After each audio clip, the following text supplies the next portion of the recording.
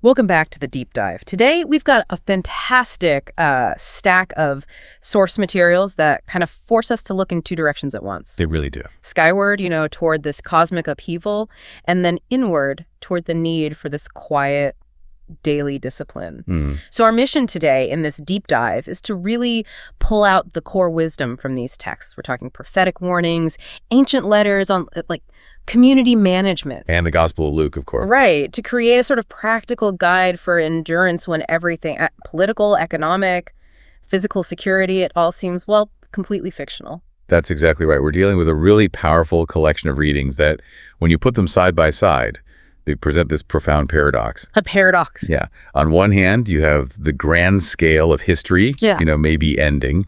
And on the other, you have these extremely detailed, almost tedious instructions on how to behave right now. Yeah. It's a study in resilience. Okay, let's unpack this then, because if you look at these texts, the central tension is it's trying to reconcile this massive cataclysmic prophecy. The whole world being revalued. Exactly, with the very practical demands of just showing up to work and minding your own business. It feels like those two things just shouldn't belong in the same guidebook. But they absolutely do. And we're going to explore, I think, three interconnected themes. First, the warning that all earthly greatness, no matter how permanent it seems, it's temporary. Okay. Then the call to ground your life in diligent, quiet labor. And finally, this counterintuitive promise of wisdom and strength during the most intense trials. Let's start with that grand scale, because that's the real shocker here. In the Gospel of Luke, chapter 21, you get this image that it would have been unimaginable to its listeners. Clearly. People are talking about the Jerusalem temple, this magnificent, monumental structure. They're admiring its costly stones and votive offerings, the most stable, most permanent symbol of their culture and faith. Right. And Jesus just says, a time is coming when not be left a stone upon another stone that will not be thrown down. And that statement is it's so critical because it dismantles the very idea of institutional permanence. You have to think of the temple as, the ancient equivalent of a global financial headquarters or some huge, untouchable monument. So to say it will be demolished is to say the entire foundation of society is going to fail. The very thing people place their absolute confidence in. Yes. And this immediate, startling prophecy, it connects to a much older, broader theme of divine justice we see in the prophets. What does Malachi add to this? Malachi brings this definitive clarity of judgment. He describes a coming day that's blazing like an oven. So this isn't random bad luck. Right. This is a radical, irreversible revaluation of worth. The prophet says the proud and the evildoers will become nothing more than stubble. Subtle. Yeah, consumed so completely that they are left with neither root nor branch. The idea is that any power structure built on injustice or, arrogance is inherently temporary and will eventually be audited out of existence. Okay, but here's where it gets really interesting. It's so easy to just focus on the fire, but Malachi doesn't stop there. What about the people who managed to stand firm through all this? And that's the pivot. Immediately after that warning of the blazing oven, Malachi promises that for those who fear my name, the Son of Justice will arise with its healing rays. So it's not just destruction. Not at all. It's an image of restoration, of vitality, replacing all that consumption and destruction. It's a promise that the same fire that purifies the proud also brings healing to the faithful. And that expectation of justice, it completely shifts the mood in the text, doesn't it? You go straight to celebration. If we look at Psalm 98, it's just pure joy. It is a universal celebration. Yeah. The psalm assures us that the Lord comes to rule the earth with justice and with equity. And this coming isn't some solemn judicial proceeding. No, it's a party. It's a grand festival. It demands full orchestral participation, harps, trumpets, melodious song. And what's really amazing is that the natural world joins the cheering section. The sea, the rivers, they're clapping hands. The mountains are shouting for joy. Exactly. The takeaway is that cosmic justice is such a fundamental good that even the mountains are thrilled about it. Okay, so we jump from mountains shouting for joy and the sea roaring its approval to what feels like a stern administrative HR memo. It is a complete shift in gear. A total shift. So we have to go from this cosmic celebratory justice right back down to the very mundane. How are we supposed to behave while we're waiting for the mountains to start clapping? And the second reading from 2 Thessalonians gives a surprisingly stark model for daily life. It anchors us immediately in self-discipline. How so? Well, the letter tells the early believers to follow the example of the apostles themselves. It details how they worked in toil and drudgery night and day, specifically so they would not burden any of you. This wasn't just about asceticism. It was about setting a sustainable, functional model for community stability. And that leads to one of the most famously blunt instructions in this entire stack. If anyone was unwilling to work, neither should that one eat. That is zero ambiguity. But hang on, isn't that harsh? If someone is truly unable to work, is this text telling the community to just let them starve? How do we square that with this whole theme of justice? That's a crucial question. And we have to look at the specific context the letter is addressing. The problem wasn't necessarily people who were physically unable to work.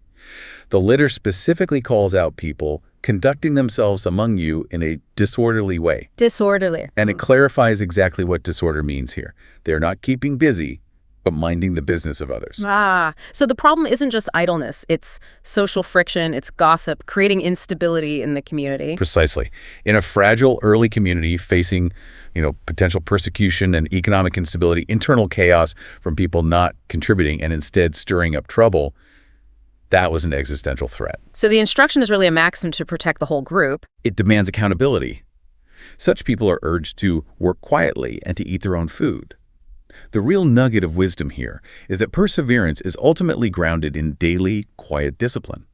You secure your future not by debating prophecy, but by consistently doing your own job. That distinction, perseverance as quiet diligence, that's really powerful. But let's shift back to the external threats now, because Luke 21 predicts not just the temple's destruction, but a whole host of signs and intense personal persecution. Right. So what are the specific warnings the believer should expect to face on, say, the global stage? The warnings are meant to manage fear, not just describe disaster.